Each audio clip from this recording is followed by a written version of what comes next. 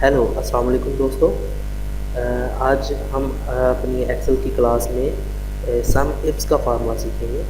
सम if पिछली class में हमने जो सीखा था वो सम इफ का फार्मूला था, जबकि इस क्लास में हम सम इफ्स का फार्मूला सीखेंगे। सम इफ्स के लिए हम सीखने के लिए एक्सेल ओपन करते हैं। एक्सेल में सम इफ का फार्मूला, सम इफ्स का फार्मूला अप्लाई करने के लिए मैं यहाँ पर कुछ डाटा बनाऊँगा आपके सामने, ताकि हम उसके ऊपर इम्प्लीमेंट कर सकें। यहाँ पे लिखता हूँ मैं अपने सेल्समैन। सेल्समैन हमारी कंपनी में तकरीबन 4 सेल्समैन हैं विद फर्ज। यहाँ पे मैं लिख देता हूँ प्रोडक्ट्स, एंड यहाँ पर मैं उनकी सेल लिख देता हूँ, कितने की सेल करते हैं। और सिंपल इज़ डैट हम यहाँ पर सबसे पहले तो सेल्समैन के नाम लिखेंगे। मोहम्मद बाबर, बाबर, उमर, उस्मान, काशिफ। ये हमारे पास 4 सेल्समैन है। यही हमारे रिपीट हो रहे हैं बार बार सेल्समैन। ओके, ये हमने अपना डाटा लिख लिया। डाटा लिखने के बाद हम उसकी प्रोडक्ट्स लिखते हैं कि हमारा जो सेल्समैन है बाबर, वो क्या सेल करने के लिए गया था, काशिफ क्या सेल करने के लिए गया था, उस्मान क्या सेल करने के लिए गया था। चलिए हम कहते हैं कि हमारे पास प्रोडक्ट्स जो हैं वो 3 हैं। Let's suppose computer, mobile and laptop. ठीक है, तो अब जो बाबर है वो कंप्यूटर सेल करने के लिए गया था, और उमर जो है वो प्रोडक्ट्स थी उसके पास, वो भी कंप्यूटर ही सेल करने के लिए गया था। एंड उस्मान मोबाइल सेल करने के लिए गया। इसी तरह काशिफ भी कोई लैपटॉप करने के लिए लग गया।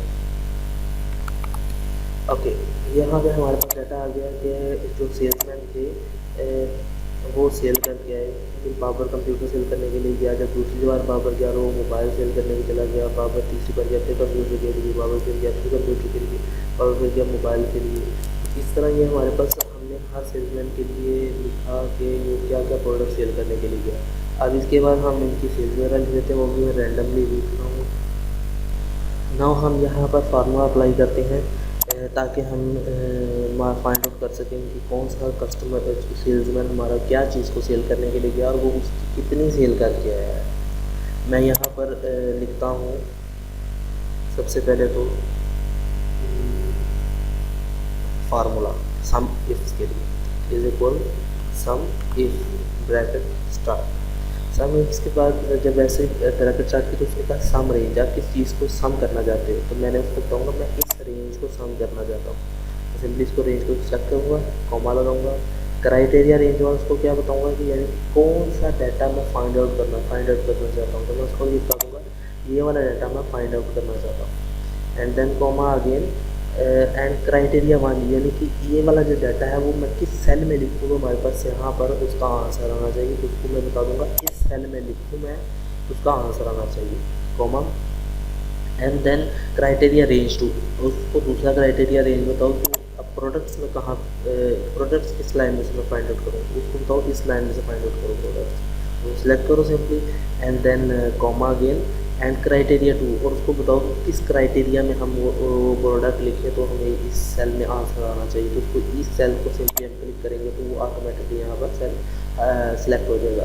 एंड देन कॉमा हम नहीं लगाएंगे, कॉमा लगाएंगे तो हमें क्राइटेरिया 3 देना पड़ेगा जो हमारे पास है नहीं है। तो हम इसको ब्रैकेट क्लोज करके एंटर कर देंगे सिंपल। तो यहाँ पर हमारे पास 0 इसलिए आ रहा है क्योंकि ये और ये सेल अभी ब्लैंक है। तो मैं लिख देता हूँ नेम या सेल्समैन। ओके, एंड देन यहाँ पर लिख देता हूँ मैं इनकी प्रोडक्ट्स, एंड यहाँ पर हम लिख देते हैं सेल। ये देखिए अब यहाँ पर मैं सेल्समैन का नाम लिखता हूँ बाबर। बाबर मोबाइल की कितनी सेल करके आया, बाबर मोबाइल की 1866 मोबाइल की सेल करके आया। बाबर एक दफ़ा मोबाइल जब इस वक्त सेल करने गया था तो इतनी सेल करके आया था 3432, एंड जब बाबर यहाँ पे सेल करने गया तो 5434। इनको उसने ऐड करके, इन दो सेल्स को ऐड करके उसका टोटल बता दिया कि मोबाइल भी इतनी सेल करके आया है और कंप्यूटर की इतनी सेल करके आया है, वो इतनी सेल करके आया है। कंप्यूटर की वो इतनी सेल करके आया है और मोबाइल की वो इतनी सेल करके आया है। मैं मोबाइल लिख देता हूँ तो यहाँ पे मोबाइल का पता चल जाएगा कि मोबाइल कितनी सेल करके आया है। और अगर मैं लिख देता हूँ लैपटॉप, तो लैपटॉप को वो सेल करके ही नहीं है। इस तरह मैं फाइंड आउट करना चाहता हूँ उस्मान का, ये काशिफ का उस्मान का फाइंड आउट करता हूँ। उस्मान लैपटॉप कितनी सेल करके आया है, मोबाइल की कितनी करके आया है, मोबाइल की कितनी सेल करके आया है, और कंप्यूटर की सेल ही नहीं करके आया। जैसे कि काशिफ के फाइंड आउट करते हैं तो काशिफ भी इजीली फाइंड आउट कर सकते हैं। काशिफ कंप्यूटर सेल करके ही नहीं है, और मोबाइल की सेल करके आया है वो, और लैपटॉप की कितनी सेल करके हैं, लैपटॉप की भी सेल करके हैं। इस तरह हम फाइंड आउट कर सकते हैं इसमें काशिफ की सेल, बाबर की सेल, और उनको स्पेसिफिक प्रोडक्ट्स के साथ भी उनकी सेल फाइंड आउट कर सकते हैं। बाबर की सेल लैपटॉप की कितनी थी, बाबर की सेल कंप्यूटर की कितनी थी। तो ये हमारी सेल्स फाइंड आउट करने का तरीका है। इसमें हम उसको दो चीज़ें तो ऐड हैं, अगर हमारे पास नाम ये हो, प्रोडक्ट ये हो, तो फिर ये चीज़ बताओ सेल बताओ। इसका मतलब है सम इफ्स का मतलब ये है कि इसमें हम दो से ज़्यादा ऑप्शंस लगा सकते हैं इफ्स के फार्मूले में। जैसे हमने यहाँ पे दो ऑप्शन लगाए कि सेल्समैन इतना हो, प्रोडक्ट्स इतनी ये वाली हो, तो फिर इसकी सेल बताओ।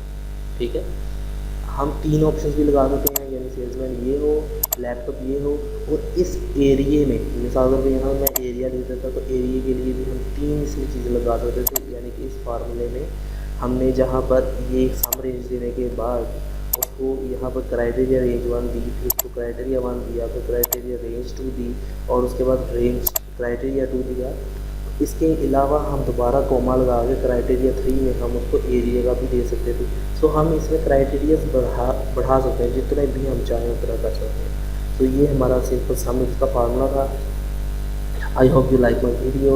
If you want to learn more Excel videos and formulas, then subscribe our channel on YouTube and also on Dailymotion. Thanks for watching video. Allah Hafiz.